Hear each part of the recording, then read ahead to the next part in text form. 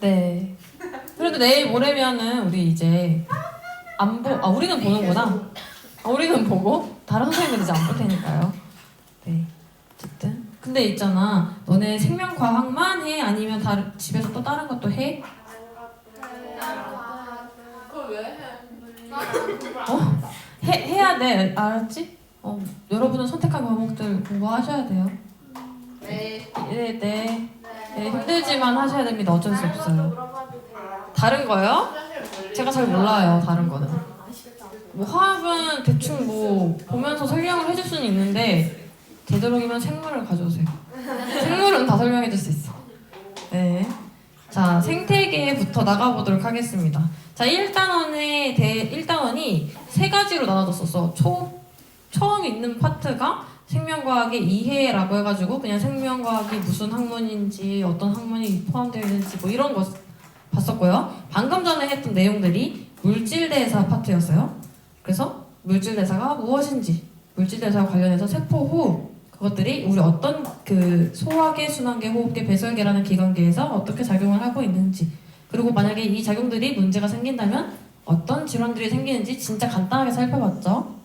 진짜 간단하게 살펴본 거예요. 나중에 그걸 막 심화까지 한다면 너무 힘들 것 같아서요. 어쨌든 그렇게 살펴봤고요. 마지막 1단원의 마지막 파트는 바로 이 생태계와 상호작용에 대한 내용입니다. 생태계에 대해서 조금 깊이 배워볼 거고요. 생태계에 대한 내용은 조금 암기할 게 많습니다. 다행인 거는 우리가 통합과학 때 했던 부분도 존재한다는 거. 생태계의 구조는 사실 살펴봤습니다. 생태계라고 하는 것은 일정한 지역에서 상호작용하는 생물과 그리고 이것들이 서로 상호작용하고 있는 환경까지 그 모든 것들을 다 생태계라고 부르고 생물 요소와 비생물 요소로 이루어져 있습니다.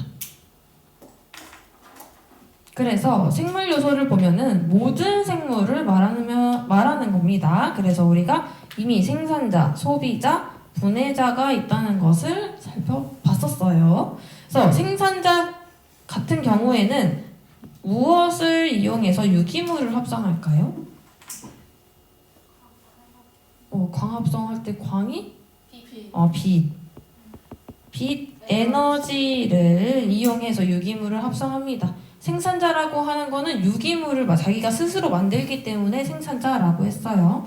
그래서 보통 광합성을 하는 애들이지 식물 같은 경우입니다. 조류는 다시마, 미역 같은 거야. 그런 거 생각하시면 조류는 동물이야. 알고 있었죠? 네, 몰라도 괜찮아요. 다시마, 미역은 동물이에요. 사실은 따지고 보면.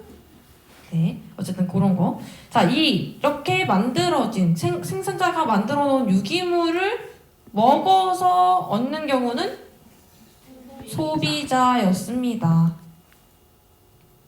그리고 이런 생산자나 소비자를 분해하여서 필요한 물질을 얻는 경우는 분해자였어요. 그래서 우리가 소비자 이런 거는 사실 뭘 외울 필요는 없는데 분해자 같은 경우에는 세균, 버섯, 곰팡이 같은 것들이 있다는 거를 기억해야 합니다. 물론 세균, 버섯, 곰팡이가 소비자의 입장이 될 수도 있어. 그거는 상황에 따라 다른 거고 만약에 그런 경우라면은 보기나 제시문에 어떤 상황인지 언급이 되어 있을 거야. 그런 게 특별히 언급되어 있지 않다? 분해자는 세균, 버섯, 곰팡이다 라고 생각하시면 되겠습니다. 그때 그래서 우리 시험 문제에도 지렁이가 나왔는데 지렁이는 소비자였어? 분해자였어? 소비자였어요. 지렁이는 소비자였습니다. 얘가 땅에 있는 것들을 분해하긴 하지만 어쨌든 유기물을 얻는 거는 다른 생물들을 먹어서 얻기 때문에 지렁이 소비자였었죠. 그리고 비생물 요소도 생태계를 구성하고 있는데요. 빛, 물, 공기, 온도, 토양 같은 여러 가지들을 우리가 비생물 요소라고 하죠. 그래서 생물 요소와 비생물 요소를 모두 통틀어서 생태계라고 합니다. 자, 1번 밑에 있는 해보기에서 가나다를 보고 1번을 풀어볼 건데요. 1번에서는 지금 생물 요소와 비생물 요소를 각각 써보자라고 했어. 우리 가나다를 차례대로 봅시다. 가에서 느티나무는 뭘까요? 생물 요소지. 햇빛은 비생물에 해당합니다.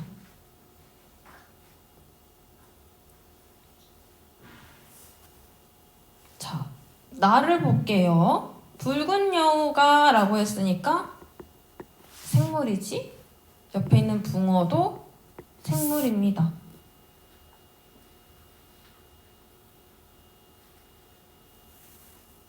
다에 있는 지렁이는 생물이고요. 토양은 비생물입니다. 어렵지 않죠? 그래서 뒤에 넘어가면요. 각각 가나 다에 해당하는 내용들이 어떤 상호작용인지 줄을 긋는 게 되어 있어. 이미 우리가 여기 잘 써놨기 때문에 쉽게 풀 수 있어요. 가는 생물이 비생물에게, 나는 생물이 생물에게.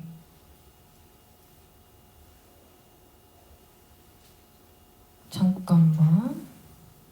이거 왜 좀 틀렸죠? 느티나무가 햇빛을 받아서니까 비생물이 생물에게 영향을 주는 거고, 다에서 지렁이가 토양을 비옥하게 만드는 건 생물이 비생물. 네, 이렇게 하면 되겠죠? 그러면은 밑줄을 긋게 되면은 어떻게 그을 수 있느냐? 가는 지금 비생물이 생물에 영향을 미치기 때문에 니은으로. 나는 생물이 생물끼리, 다른 생물 요소끼리 이기 때문에 디귿으로. 나머지 다는 기역으로 줄을 그어주시면 되겠습니다.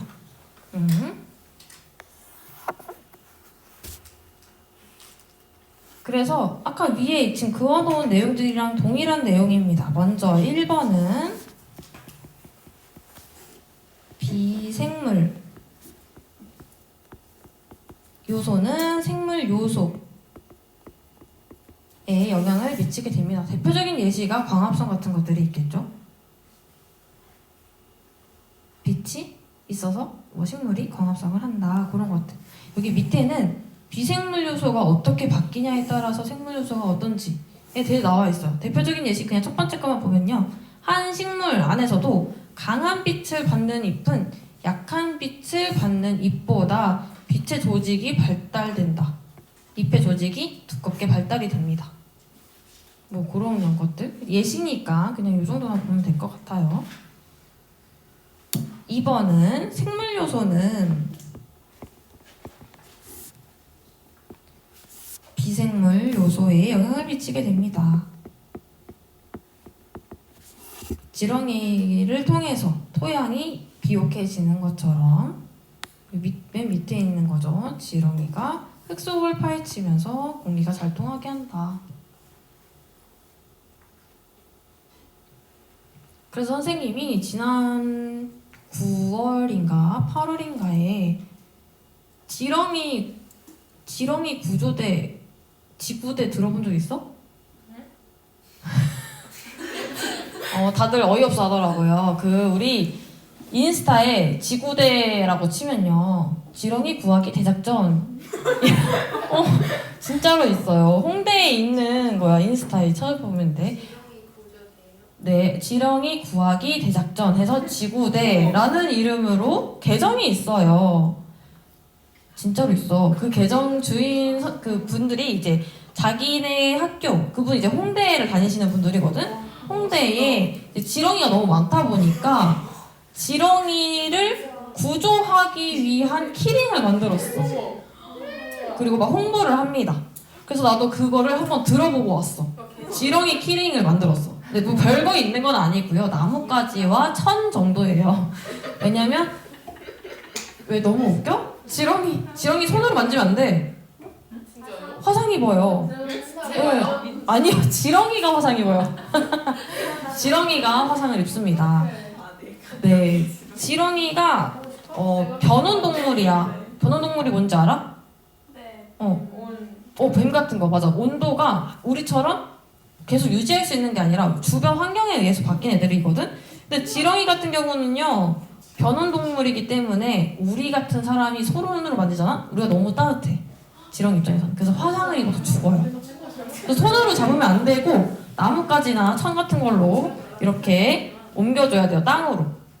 그리고 지렁이는 촉촉한 땅에서 살아야 돼요. 근데 나뭇가지로 진짜 엄청 맞아요. 그렇긴 해. 근데 아스팔트 바닥에 나와 있으면 말라 죽을 수밖에 없잖아. 왜냐면 표면에 물기가 가득해야 되는데 그 물기가 가득하려면 촉촉한 모래 같은 것들이 아니라 이렇게 흙 같은 것들로 덮여 있어야 돼. 근데 아스팔트는 그런 게 없으니까 얘네들이 죽을 수밖에 없잖아. 근데 이 지렁이들이 살아 있어야 흙 속에 파헤치면서 토양에 공기가 잘 통하게 해준단 말이죠. 그래서 이분들이 이 지구대 작전을 하고 있어요. 그래서 비 오면 그렇게 나와. 네, 비 오면 왜 그렇게 나올까? 너 설명을 해주셨는데 아무래도 땅에 물이 많아서 숨을 못 쉬어서 나오는 게 아닐까? 아니면은 다른 곳으로 이동하고 싶어서 나온 게 아닐까? 라는 설명을 들었거든요. 그래서 어쨌든 그래서 내가 우리 학교에서 이것도 해보면 어떨까 생각을 했는데 좋아요. 마지막 수업 때 하면 안 돼요? 진짜 지구대. 좋다. 숭덕지구대. 숭덕지렁이 구하기 대작전. 오. 해보면 좋을 것 같아요. 좋아요. 언제 만들어요? 지나가는 지렁이. 2월쯤에 네. 한번 생각을 해볼게. 내가 할 수 있을까? 네. 서혜쌤도 같이 해요. 지렁이를 싫어하는 그 글쎄요. 한번 고민을 좀 해보겠습니다. 할 수 있을지 없을지는. 어쨌든. 저희가 설득할게요. 알겠어요. 그리고 생물 요소끼리 서로 영향을 주고받을 수 있습니다. 사실 우리는 생물끼리도 영향을 많이 주고받고 있죠. 단지 피식이나 포식뿐만이 아니라 그래서 이렇게 생물 요소와 비생물 요소 사이에는 다양한 상호작용이 일어나게 되고 이를 통해서 생태계가 계속해서 유지되고 있습니다. 여기 부분도 사실은 우리 다 이미 알고 있는 내용이죠. 어려운 게 없었을 거예요. 자, 1번. 온대지방에 주로 서식하는 화렵수가 가을이 되면 단풍이 들고 낙엽이 지는 것은 어떤 것과 관련이 있을까요? 어떤 비생물 요소와? 맞아요. 온도. 물론 다른 것도 영향을 줄 수 있긴 한데 온도가 영향을 주게 됩니다. 자, 2번입니다. 비생물 요소가 생물 요소에 영향을 미치는 예를 짝지었대. 옳은 것을 고르시오 했는데 기억, 닭은 1조 시간이 길어지면 이미 1조 시간이라고 했기 때문에 빛과 관련되어 있다는 것을 알 수 있어요. 알을 낳는다. 사막여우는 북극여우보다 몸집이 작고 귀가 크다. 이것은 물 때문이 아니라 맞아요. 온도에 대한 것입니다. 진달래는 산성 토양에서 잘 자란다. 맞습니다. 그래서 기억과 디귿. 아무래도 우리 반이 지금 약간 엘리트 반이라서 이해가 너무 빠른 것 같아요. 내가 생각한 것보다 진도가 빨리 나가고 있어. 고마워요. 고마워요. 그래서 사실은 그 수국 뭔지 알지? 꽃.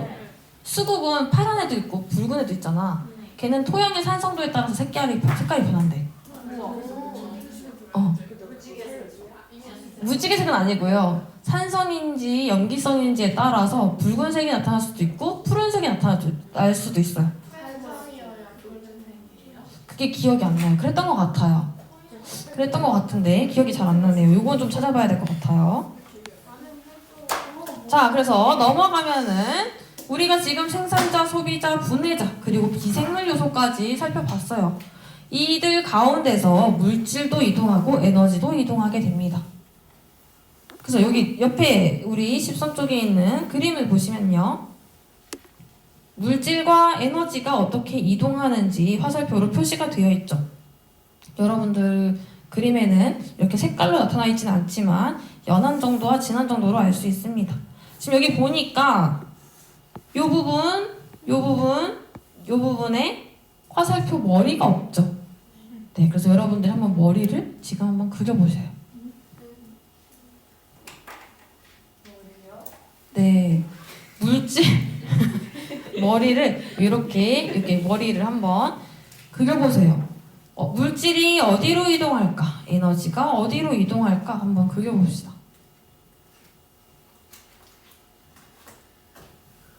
너무 어려워?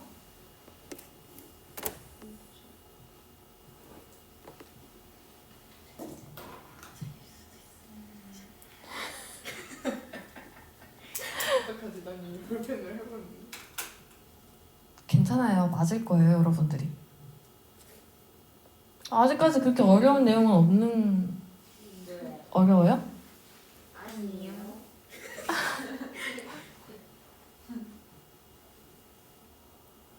맞아. 생명과학 안 어려워.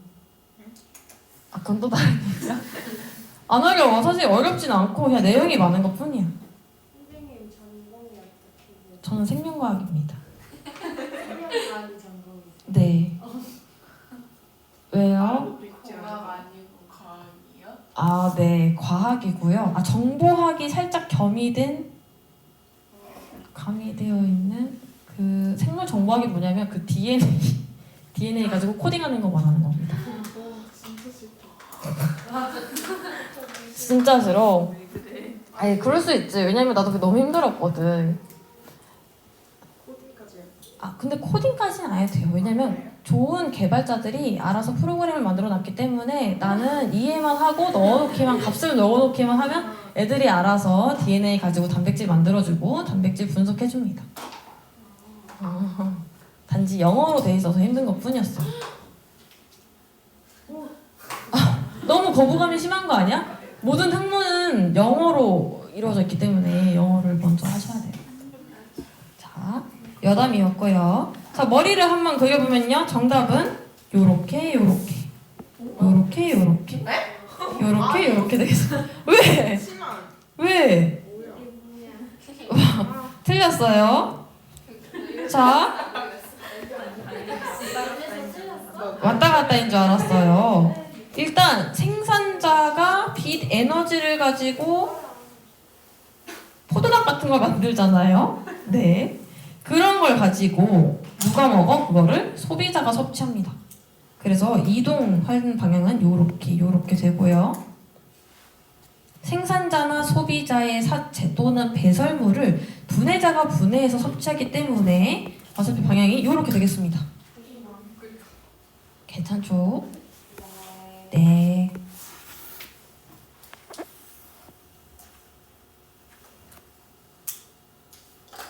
그래서 1번은 해결이 됐고요. 2번을 보면요. 물질과 에너지의 이동 경로를 비교해보자 라고 했는데 지금 한 가지 보이는 것은 화살표가 자, 다른 색으로 볼까요? 지금 물질의 이동 같은 경우에는 비생물 요소를 통하여서 다시 생산자로 가는 방향을 띠고 있지. 즉 순환하고 있다라는 것을 알 수 있어요. 생산자, 소비자, 분해자의 사이에서 일어나는 그 물질의 이동이 비생물 요소를 통해서 순환하고 있다라는 것을 알 수 있고요. 에너지 같은 경우에는 화살표가 어떻게 되고 있어? 밖으로 나가고 있어요. 밖으로 나가고 있어요. 생태계 밖으로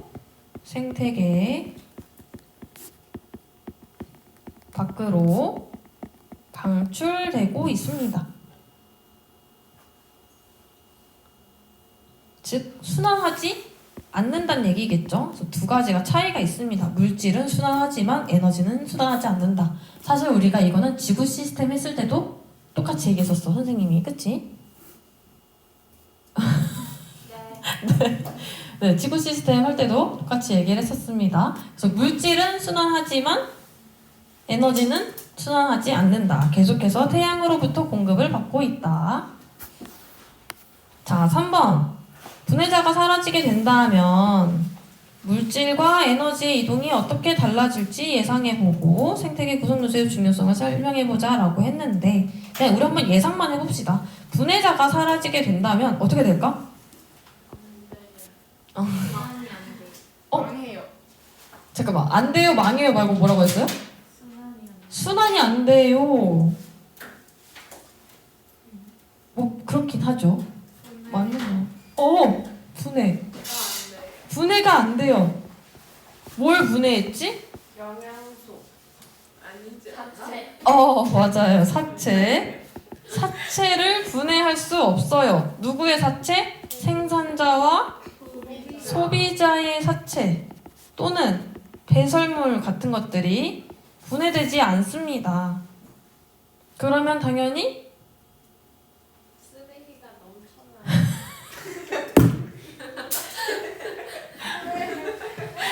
맞는 말이기는 해요. 방금 말한 것처럼 에너지 이동, 순환이 일어나지 않게 되겠죠. 순환이 일어나지 않게 돼서요. 생물 요소가 사라질 수도 있게 되겠죠. 네, 한마디로 망할 수도 있겠죠. 네, 뭐 복잡하지 않죠. 넘어가겠습니다. 다들 너무 대단합니다. 지금까지 잘 따라와서. 자, 갑자기 뭔가 나타났어요. 탄소순환과 질소순환, 이 물질순환 살펴보도록 할 건데요. 이 부분 사실은 우리가 지구 시스템 하면서 살펴봤었어요. 왜 그래? 다 살펴봤던 거야. 말이 그냥 길어서 그렇지. 빈칸을 먼저 채우고 이해하는 식으로 한번 해봅시다. 일단 탄소나 질소, 비생물 요소에서 군집 내로 유입된 뒤에 먹이사슬을 따라 이동하면서 무기물로 분해되어 비생물 요소로 돌아가는 거 순환이라고 합니다.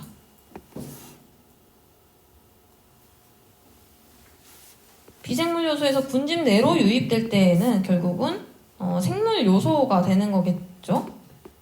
다시 무기물로 가면은 비생물 요소로 돌아오기 때문에 순환한다라고 얘기를 합니다. 그래서 순환도 여러 가지 종류가 있는데 선생님이 그때 탄소 순환이 중요하니까 탄소 순환 먼저 얘기할게 막 이런 얘기를 했었어. 네. 기억이 안 나요. 지금 여기서 하면 됩니다. 탄소 순환. 자, 탄소는 주로 대기에서 이산화탄소의 형태로 존재를 합니다. 그리고 물속에서 탄산, 수소, 이온 또는 탄산 이온도 있었어요.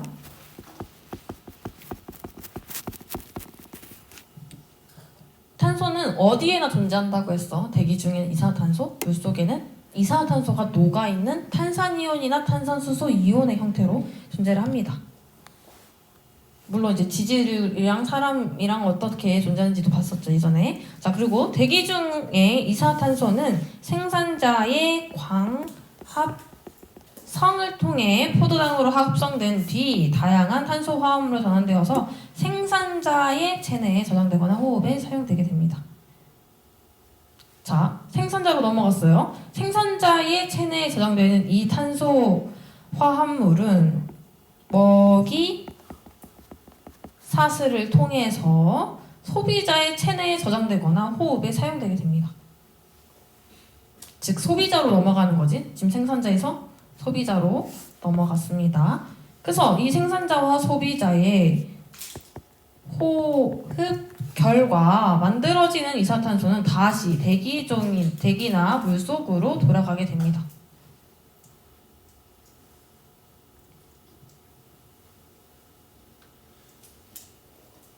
또 생물의 사체나 배설물 속에 있는 탄소 화합물은 분해자의 호흡에 사용되어서 이산화탄소의 형태로 대기나 물속으로 되돌아가게 됩니다.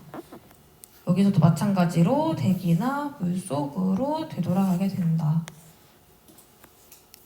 이것들이 땅에 오랜 시간 동안 퇴적이 되게 되면은 화석 연료가 되기도 하고, 또 이 화석 연료가 연소되면, 태워지면 이산화탄소의 형태로 대기로 돌아가게 됩니다. 자, 지금 빈칸을 채우느라 좀 급급했는데요. 이 그림을 가지고 다시 본다면요. 결국은 이 대기 중에 존재하던 이 이산화탄소가 광합성에 의해서 생산자로 이동하게 됩니다. 빛 에너지를 받아서 광합성에 의해 생산자로 이동하게 되고, 이 생산자를 섭취하는 소비자, 2차 소비자, 1차 소비자, 또는 이것들의 사체, 배설물을 가지고 이용을 하는 분해자, 즉 다른 생물들에게 전달이 될 수 있고, 이것들이 호흡을 하는 과정에서 다시 대기 중으로 돌아가게 됩니다. 물론 땅에 묻혀있는 이 화석 연료가 연소되어서 우리가 사용해서 다시 이산화탄소를 갈 수도 있어. 즉 원래 있던 자리로 돌아왔고, 얘는 또다시 광합성을 통해서 이 과정을 반복하겠죠. 그래서 우리가 이거를 탄소 순환이다 라고 부른 거였죠. 이 부분은 살펴봤었어요, 통합과학 때. 네, 괜찮죠? 네. 넘어가서 질소 순환입니다. 얘도 마찬가지로 탄소처럼 순환한다고 생각하시면 되겠어요. 자, 얘도 빈칸 먼저 채우고 밑에 있는 거 이렇게 살펴볼게요. 질소 기체는 N2. 참고로 질소는 3중 결합을 했습니다. 기억나요? 오, 좋아요. 원자과 전자가 3개 있어서요. 기억 안 나요? 결합에 참여하는 전자의 수, 원자과 전자라고 했죠. 3개가 있어서요. 3중 결합하게 됩니다. 대기 중에 풍부하지만 이를 직접 이용할 수 없어요. 왜냐? 3중 결합은 너무 세요. 너무 단단하기 때문에 분해되지 않아요, 쉽게. 그래서 직접 이용할 수 없고 암모늄 이온이나 또는 질산 이온의 형태로 전환되어야 식물이 이용할 수 있습니다.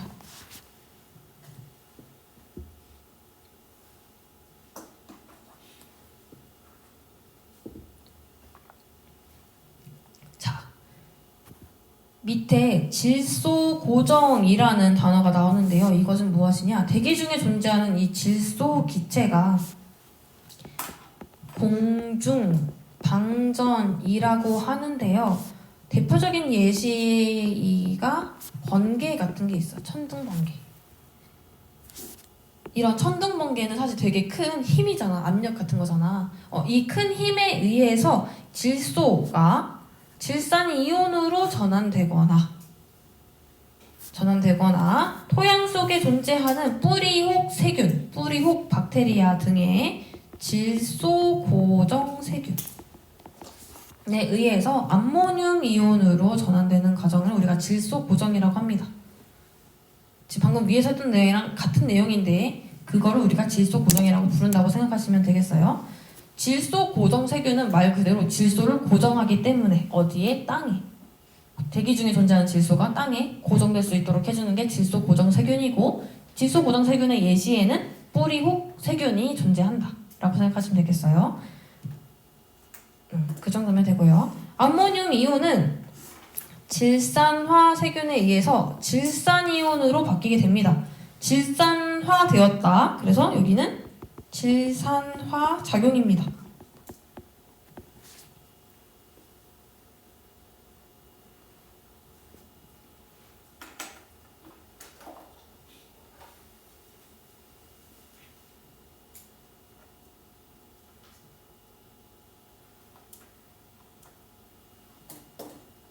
그래서 이렇게 만들어지는 질산화 작용을 통해서 질산이온이 만들어지게 되면요. 암모늄 이온이나 질산이온 마찬가지예요. 둘 다 뿌리로 흡수됩니다. 식물의 뿌리로 흡수되어서 식물을 구성하는 질소 화합물을 합성하게 되고 이런 질소 화합물을 우리는 먹이사슬을 통해서 얻게 돼요. 소비자는 먹이사슬을 통해서 얻게 됩니다. 그러니까 우리는 질소 고정 필요하지 않아. 왜냐면 식물이 대신해줄 식물도 사실 자기가 하는 게 아니지 세균이 대신 해주면은 식물이 그걸 이용하는 거죠. 그래서 생물의 사체나 배송물에 포함되어 있는 질소 화합물은 분해자에 의해서 암모늄 이온으로 분해되어 토양으로 되돌아가게 됩니다. 자, 질산화 작용과 반대되는 작용이야. 그럼 이름이 뭘까? 분해? 아니야. 반대. 반작용. 우리 생물학에서는 이 표현을 많이 써요. 탈질산화 작용이라고 부릅니다. 탈질산화 작용. 근데 질산화라고도 하고 그냥 질화작용이라고도 해요. 편하게 부르셔도 될 것 같습니다. 그래서 이 과정은 반대겠죠, 당연히. 질산이온이 탈질산 세균에 의해 질소기초로 전환되는 과정이고 이 질소는 다시 대기 중으로 돌아가게 됩니다. 그래서 요거를 조금 정리를 해보면요. 이 질소가 결국은 암모늄 이온으로 바뀌게 되고 얘가 NO2- 여기 지금 글에는 안 나와 있었는데요. NO2-, NO3- 그리고 식물에게로 가게 됩니다. 얘를 우리가 이제 보통 아질산염이라고 부르고 얘는 질산염이라고 부르는데요. 아라는 단어가 앞에 붙으면은 뒤에 있는 단어 그 전 단계라고 생각하시면 돼요. 아질산은 질산의 전 단계입니다. 나중에 우리가 나중에 분류학을 하게 되면요. 종속 과목 강문계를 하는데요. 그 종속 과목 강문계 앞에다가 R을 붙이면 그 전 단계입니다. 또 어려웠죠. 그래요. 그냥 넘어가도록 할게요. 그래서 어쨌든 이렇게 식물이 질소를 얻게 되면은 얘네들이 나중에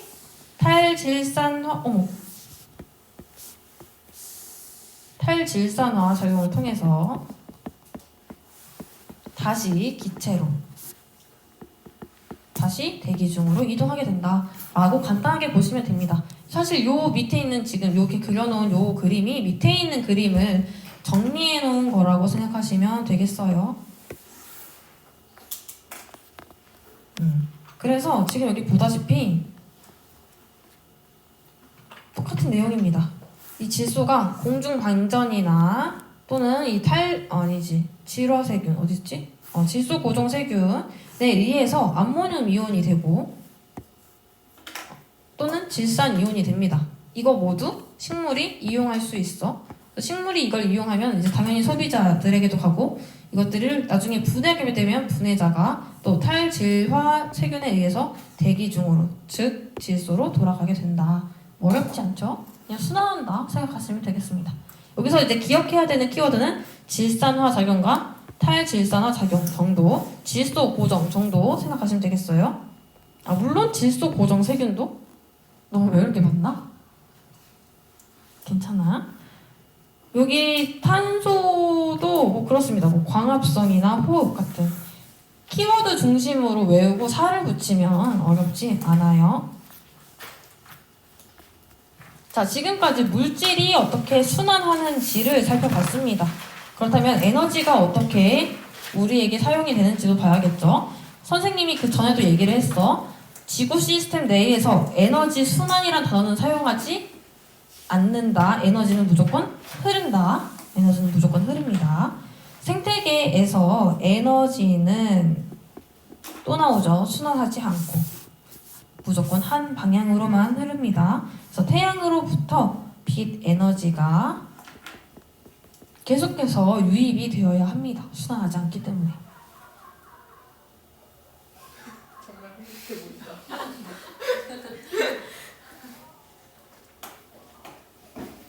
나 저 목소리 누군지 알 것 같아. 얘랑이? 효주랑이랑 네.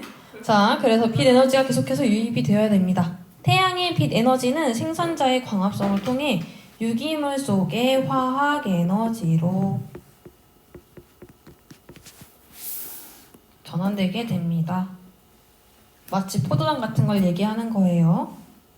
그리고 이런 포도당, 즉 화학 에너지는 일부는 먹이 사슬을 따라서 전달되며 각 영양 단계에서 호흡을 통해 생명 활동에 이용되고 열 에너지로 전환돼서 외부로 방출되게 됩니다. 아까 했던 내용들을 다 줄글로 해놓은 거니까 넘어갈게요. 생물의 사체나 배설물 속의 화학 에너지는 분해자의 호흡을 통해 생명 활동에 이용되고 열 에너지로 전환되어서 외부로 방출되게 된다.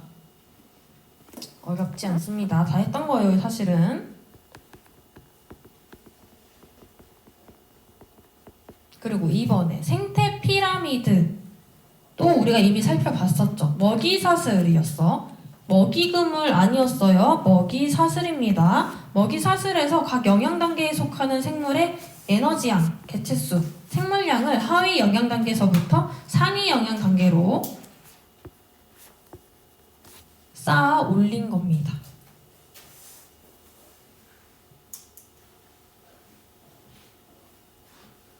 그래서 사실은 우리가 이것도 우리 통합과학 책에서 살펴봤었죠. 통과 2에 있었던 것 같은데. 그래서 먹이 사슬이었죠. 생산자부터 소비자까지 위로 올라갈수록 어떻게 되느냐? 사용할 수 있는 이 에너지의 양이 점점 더 감소하죠. 에너지의 양은 감소하게 됩니다. 물론 개체수나 생물량도 상위 영양 단계로 갈수록 감소합니다. 자, 항상 감소할까? 항상은 아니야. 특정한 환경에 따라서 다를 거야. 왜냐면 이건 먹이 그물 또는 그 생태계를 의미하는 게 아니라 먹이 사슬을 기준으로 한 거기 때문에 그렇습니다. 만약에 어떤 경우가 있냐면 대표적으로 진짜 제일 많이 나오는 경우가 무엇이냐? 어떤 호수야. 근데 이 호수에 플랑크톤이 너무 많은 상태야. 동물 플랑크톤이라고 해보자. 근데 여기 당연히 해조류도 존재하고 막 할 거야. 다른 생물들도 존재할 거예요. 근데 동물 플랑크톤이 너무 많은 상태면은 지금처럼 생산자가 가장 많은 이런 퍼센트가 아니라 생산자보다 동물 플랑크톤이 훨씬 더 많은 형태. 그리고 그 위에 있는 다른 소비자들이 이렇게 조금씩 있는 형태도 만들어질 수 있어요. 그렇기 때문에 항상 그렇냐라고 물어본다면 아니요 라고 답할 수밖에 없습니다. 근데 그치만 일반적인 형태는 이렇게 감소하는 형태인 것은 맞아요. 그래서 그 정도만 기억하면 될 것 같습니다. 네. 자, 밑에 보면요. 우리가 에너지 효율이라고 해놓고 식이 하나 나와 있죠. 이걸 보면은 네, 한 영양 단계에서 다음 단계로 이동하는 에너지의 비율을 말합니다. 그래서 전 영양 단계가 가지고 있는 에너지 보유량, 총량 분의 현 지금 가지고 있는 에너지 보유량 총량을 나눠서 곱하기 100을 한 게 에너지 효율입니다.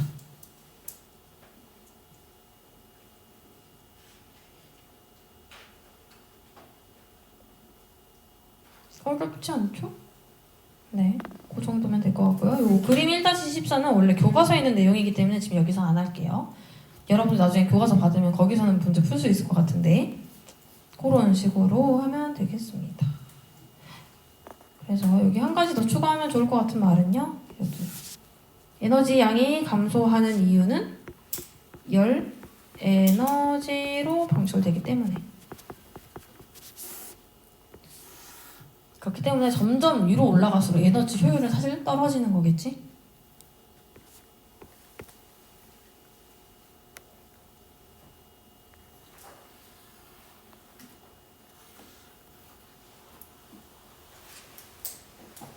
자, 생태계 평형입니다.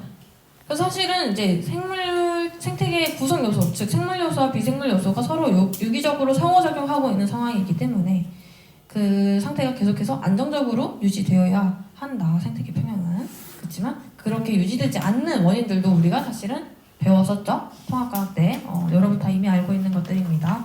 그래서 여기 나와 있는 예시가 하나 있어요. 이 예시를 한번 읽어보면요. 지구온난화의 영향으로 전 세계에서 바다의 수온이 계속해서 상승하고 있고 우리나라 남단에 있는 제주도의 바다 수온도 계속해서 빠르게 상승하고 있어요.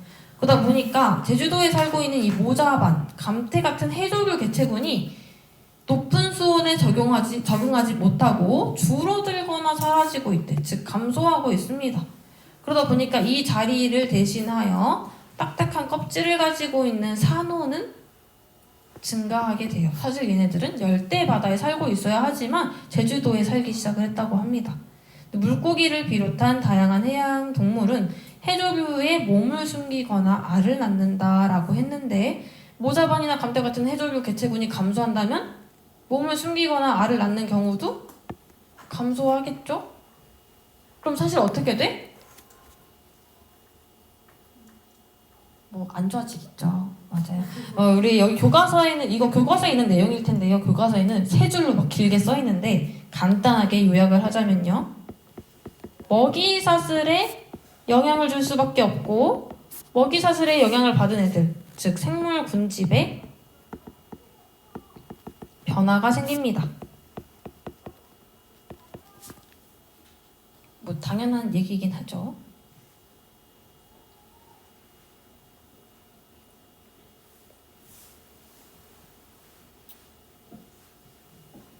그래서 아마 이렇게 뭐 해조류에 의지하여서 몸을 숨기거나 알을 낳았던 그 생물들은 해조류가 감소하기 때문에 당연히 감소하게 될 거고 그것들을 섭취하는 2차 또는 3차 소비자들이 감소하게 되면은 생태계 평형이 깨지게 되겠죠. 그런 거 생각하시면 되겠습니다. 자, 그래서 이번엔 내용은 그냥 이제 뭐 간단한 거예요. 뭐 외부 환경의 변화가 생태계에 영향을 미친 사례 여러 가지 있었어요. 우리 뭐 서식지 파괴 같은 거. 서식지 파괴 아니면 뭐 서식지 단편화 이거 말고 우리 여러 개 했었어요. 뭐 있었는지 기억나? 외래종 유입. 또? 무분별한? 맞아. 벌목, 삼림 벌채 같은 것들 있었죠. 그런 것들을 이제 막기 위해서 우리가 이제 생태 통로 아니면 환경 보호를 위한 캠페인 등 여러 가지 있었습니다. 그런 것들이기 때문에 그냥 싹싹싹 넘어가도록 할게요.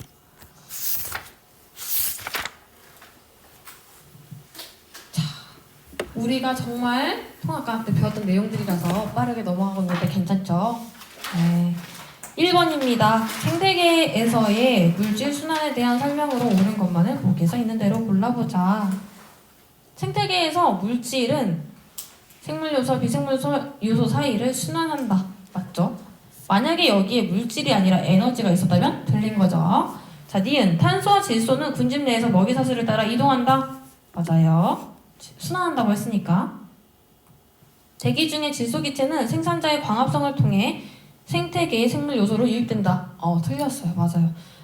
만약에 광합성을 통해 생물 요소로 유입되는 게 있다라고 한다면 그거는 질소 기체 아니고 맞아. 이산화탄소 CO2 정도라고 할 수 있겠죠.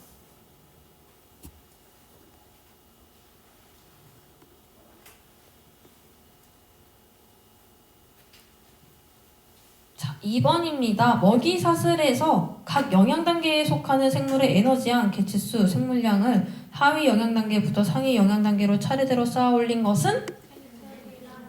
맞아요. 너무 잘하고 있네. 생태피라미드.